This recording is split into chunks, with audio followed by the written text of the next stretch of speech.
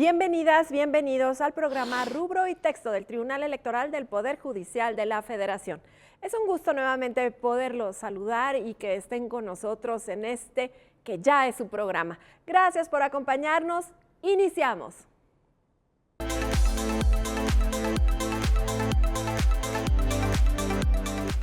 En este programa, como sabe, se explicará de manera sencilla el contenido de las jurisprudencias y tesis del Tribunal Electoral del Poder Judicial de la Federación, pero en especial las de la actual integración de magistradas y magistrados de la Sala Superior del Tribunal Electoral.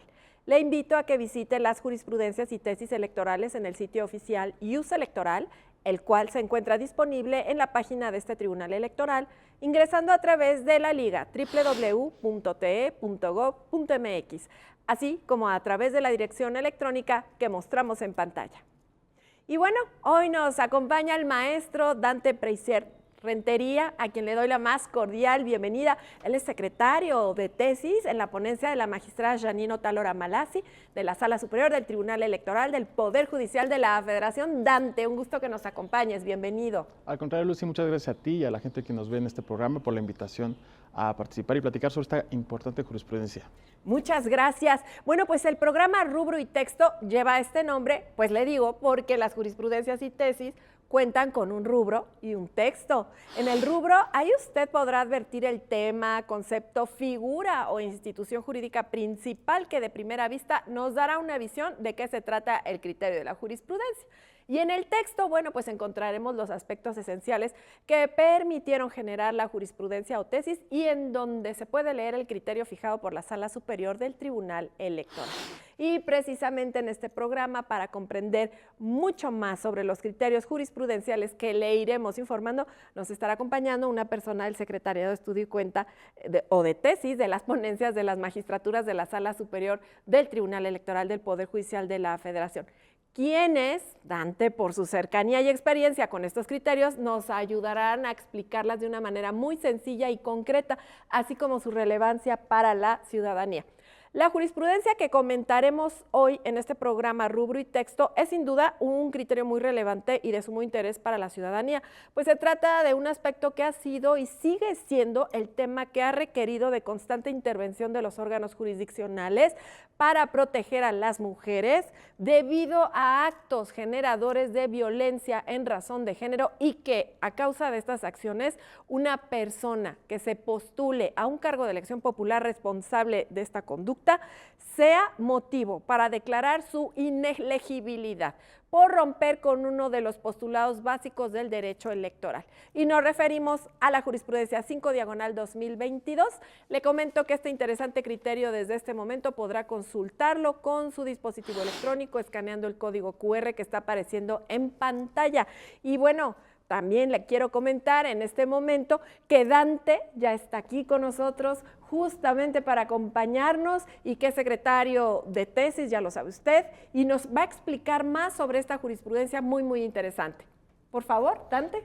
Bueno, Lucy, como tú sabes, nuestro país cuenta ya con un marco normativo muy robusto en materia de violencia política en razón de género. Como a partir del marco normativo se ha buscado evitar este fenómeno que lamentablemente existe en nuestro país, en virtud del cual mujeres y hombres atacan desde el punto de vista o por razones relacionadas con los cargos de elección popular o en el debate público o en el debate que se da en una democracia a mujeres en razón de su género. Y con esto lo que se hace es limitar su participación en la vida pública y a partir de esto, tanto el Congreso de la Unión como el Ejecutivo han establecido leyes en particular que lo que buscan es eliminar este fenómeno y a partir de eso establecer consecuencias cuando alguna persona realiza este tipo de delito, los delitos por violencia política en razón de género. ¿Qué te parece si para dar paso a esto de nuestra primera sección del programa, los invito a que se queden con nosotros y vamos a arquitectura de la jurisprudencia?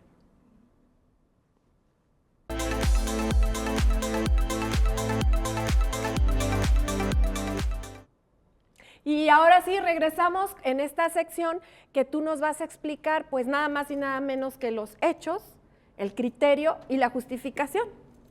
Así es, Lucy. Mira, pues esta jurisprudencia que se ha generado a partir de 3 precedentes consecutivos, básicamente se genera por hechos en los 3 casos que vamos a analizar, en los que por una u otra razón o para distintos cargos de elección popular, se cancelaron candidaturas en virtud de que habían cometido las personas que querían ser candidatas a un puesto de elección popular delitos por violencia política en razón de género, y a partir de esto las autoridades administrativas electorales, el INE o los institutos locales, los OPLES, determinaron no darles el registro como candidaturas en virtud de haber cometido estas faltas. Sin embargo, estas personas acudieron a la jurisdicción electoral, tanto a nivel local como a nivel federal en la sala superior, señalando que no en todo momento o no de manera definitiva al haber cometido estas faltas se considera que son inelegibles para acceder a un cargo público. Como tú sabes, para acceder a un cargo público, la ley, la Constitución establece ciertos requisitos, entre ellos ser ciudadano o ciudadana mexicana. Sin embargo, el artículo 34 de la Constitución señala que para ser ciudadano o ciudadana mexicana se tiene que cumplir con 2 requisitos: tener más de 18 años y tener un modo honesto de vivir. A partir de las reformas de 2020 en materia de violencia política en razón de género, se estableció como una causal para no ser elegible para poder competir para una candidatura, justamente el haber cometido el delito de violencia política en razón de género. A partir de esto, la Sala Superior y los tribunales electorales han establecido ciertas reglas, ciertos aspectos para señalar cuándo la comisión de estos delitos, cuando se da este fenómeno, sí efectivamente impide que sean elegibles ciertas personas para contender por un cargo público. En ese sentido, los hechos están establecidos de esa forma, y en la jurisprudencia que estamos analizando, por lo que respecta al criterio jurídico, básicamente lo que resolvió la Sala Superior en estos 3 criterios, en estos 3 precedentes, es que efectivamente con la comisión de un delito por violencia política en razón de género, sí se puede, o sea, potencialmente se puede estar en una causal para ser inelegible para ser candidato o candidata a un puesto de elección popular, pero se establecen tres elementos o 3 requisitos que se deben de cumplir para que se dé esta situación. La primera es que haya una condena por este tipo de delitos de violencia política en razón de género y que esa condena se encuentre vigente. Es muy importante señalar que cuando se cometen este tipo de delitos, no en automático o no para siempre se pierde la elegibilidad, sino únicamente por el tiempo que dura la condena de la sentencia firme. El segundo elemento es que a partir de esa sentencia firme, el órgano jurisdiccional, no el administrativo, acredite la violencia y expresamente señale la pérdida del modo honesto de vivir, que es el requisito que ya analizábamos. Es decir, es la autoridad jurisdiccional la única que podrá señalar eventualmente si con el acto cometido, con la conducta que fue sancionada, se pierde esta calidad o este modo honesto de vivir, y por lo tanto la consecuencia jurídica es perder la ciudadanía de manera temporal, no puede ser permanente esto. Y también es importante señalar que en el análisis jurisprudencial o jurisdiccional más bien que se hace de este tipo de casos, se pueden analizar cuestiones de reincidencia o circunstancias agravantes. Cuando se reincide en la conducta, cuando hay cuestiones que agravaron la conducta de violencia política en razón de género, podrá de esta forma determinarse si sí o no se pierde el modo honesto de vivir. Y finalmente, el tercer elemento es que cuando la sentencia que declara la existencia de violencia política no se pronuncia sobre el modo honesto de vivir, es la autoridad jurisdiccional la que tendrá que determinarlo analizando el caso concreto.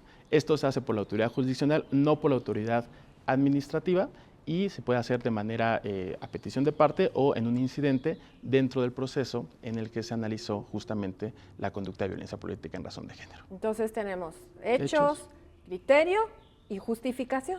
La justificación, como se plantea en esta jurisprudencia, básicamente señala que del análisis de los precedentes, tanto de la Suprema Corte de Justicia de la Nación como del Tribunal Electoral del Poder Judicial de la Federación, en la interpretación del artículo 34 constitucional y en consideración de todas las reformas que implicaron la reforma constitucional y legal en materia de violencia política en razón de género, es importante tener esta consecuencia de inelegibilidad en la medida en que los actores políticos deben respetar los principios democráticos, incluido la no violencia por violencia política en razón de género, y en esa medida se justifica la aplicación de este criterio para que todas las personas que pretendan competir por un cargo público sepan que en caso de cometer un delito de esta naturaleza, eventualmente pueden ser inelegibles a partir de una declaratoria de la autoridad jurisprudencial. Bueno, pues muchas gracias, Dante, por esta clara explicación de este tema. De verdad, es una legítima protección de derechos humanos, sobre todo, Dante, en la que se garantiza a las mujeres su bienestar. Y bueno, se manda un claro mensaje a la ciudadanía, sobre todo a quienes quieren acceder a un cargo de elección popular. No se puede permitir, ningún tipo de violencia. ¿no? Así Bueno, es. pues iremos a una pequeña pausa, por favor, no se mueva, pues iremos a otra sección que también le podrá ser muy interesante. Síganos acompañando, regresamos.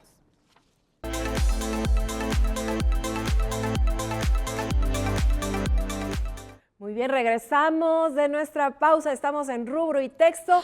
El maestro Dante Rentería, secretario de tesis en la ponencia de la magistrada Janine Otálora Malassi, quien nos ha apoyado a comprender de mejor manera sobre la jurisprudencia que hoy estamos tratando. Esta jurisprudencia, subrayo la 5/2022 de Rubro, inelegibilidad. Podría actualizarse cuando en una sentencia firme se determina que una persona carece de modo honesto de vivir por incurrir en violencia política contra las mujeres en razón de género.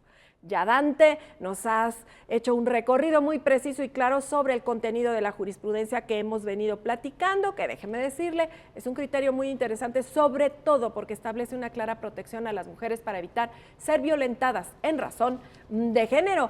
Pero tenemos algunos aspectos que también son de importancia y que nos sería grato que Dante nos pueda ayudar con esto. Para ello, damos entrada a nuestra siguiente sección. Así es que vamos de lleno con Jurisprudencia Obliga, aquí y ahora.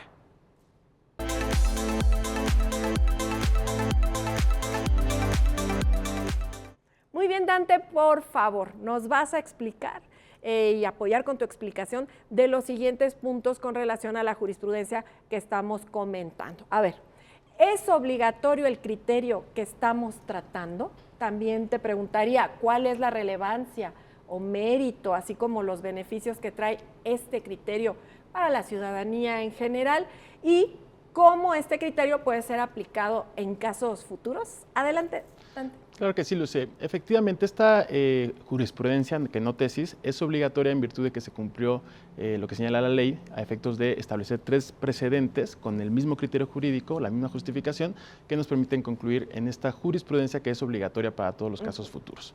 Esto se da a partir de 2 recursos de reconsideración y un recurso de apelación. 2 de ellos resueltos por la ponencia del magistrado Felipe de la Mata y uno de ellos resuelto de manera conjunta por la ponencia de la magistrada Janine Otálora, el magistrado Reyes Rodríguez y la magistrada Mónica Soto. Muy bien. Respecto de cuál es la relevancia o mérito, me parece que lo podemos distinguir en 3 puntos. El primero es que clarifica con una precisión mucho más clara qué participación tienen las autoridades tanto administrativas como jurisdiccionales cuando se trata de analizar la elegibilidad de candidaturas de personas que cometieron delitos por violencia política en razón de género, cuándo participan, cómo participan, qué elementos se tienen que analizar, todo queda ya mucho más claro a partir de esta jurisprudencia. En segundo lugar, también se da certeza jurídica a las personas que han cometido estos delitos, de tal manera que con esta jurisprudencia se establece claramente qué se debe analizar en el caso concreto, en la temporalidad que tienen las sentencias que declaran firmes este tipo de fenómeno, y por lo tanto se da certeza jurídica, pero también se cumple con los principios de reinserción a la sociedad de personas que han cometido estas faltas. Y finalmente, y me parece que ese es el punto más importante, se promueve que toda la reforma en materia de violencia política en razón de género tenga consecuencias reales, jurídicas, que permitan que la sociedad entienda que no puede seguirse cometiendo este tipo de delitos o se puede seguir realizando este tipo de actos y por lo tanto tienen consecuencias concretas. La más importante para un político es justamente perder la posibilidad de seguir la candidatura, ¿no? Y seguir siendo elegible para competir por un cargo público, lo cual se me hace que es la principal razón o el principal objetivo de esta jurisprudencia y de las leyes en la materia. Y finalmente, por lo que respecta a cómo puede ser aplicado este criterio en el futuro, me parece que con esta jurisprudencia las autoridades administrativas ya tendrán un marco referencial bastante concreto de cómo tienen que actuar al momento de analizar las candidaturas para diputaciones, para presidencias municipales, para senadurías en los procesos venideros. Bueno, pues Dante, muchas gracias por tu valiosa intervención. Estamos seguros que con todo lo platicado tenemos un amplio panorama sobre este criterio jurisprudencial y su aplicabilidad y cómo se garantiza la protección de los derechos político-electorales de las personas, en particular de las mujeres, para evitar la violencia política en razón de género. Y sin lugar a dudas, el Tribunal Electoral pues ha hecho un gran trabajo para mejorar el bienestar de las personas y que bajo el principio de ejercicio democrático, todas las personas tengan confianza de que cada jurisprudencia o tesis que emita este órgano jurisdiccional es con miras a mejorar la vida de la sociedad y de la democracia en el país. Dante, pues reiteramos nuestro agradecimiento por acompañarnos en este programa Rubro y Texto. Hasta la próxima, que no sea la primera, ¿eh? Y por supuesto a ustedes, nuestra amable audiencia que nos ha acompañado el día de hoy. Pero antes de despedirnos, les recordamos nos acompañe en nuestros siguientes programas de Rubro y Texto. ¿Para qué? Bueno, pues para que siempre esté enterada de las jurisprudencias y tesis que emita la Sala Superior del Tribunal Electoral del Poder Judicial de la Federación. No olvide que podrá consultar el criterio que vimos hoy desde su dispositivo electrónico, escaneando el código QR que está viendo en pantalla en este preciso momento, así como todos los criterios de jurisprudencia y tesis que emita la Sala Superior del Tribunal Electoral, como pues consultando el IUS electoral, que podrá visitar en nuestra página de internet www.te.gov.mx o bien directamente en la dirección electrónica que estamos mostrando en pantalla. Así es que, pues todos los detalles para consultar la jurisprudencia. Muchas gracias por su atención. Nos vemos en la próxima emisión. Ya lo sabe usted, le estaremos esperando aquí en Rubro y Texto. Hasta la próxima, Dante. Muchas gracias.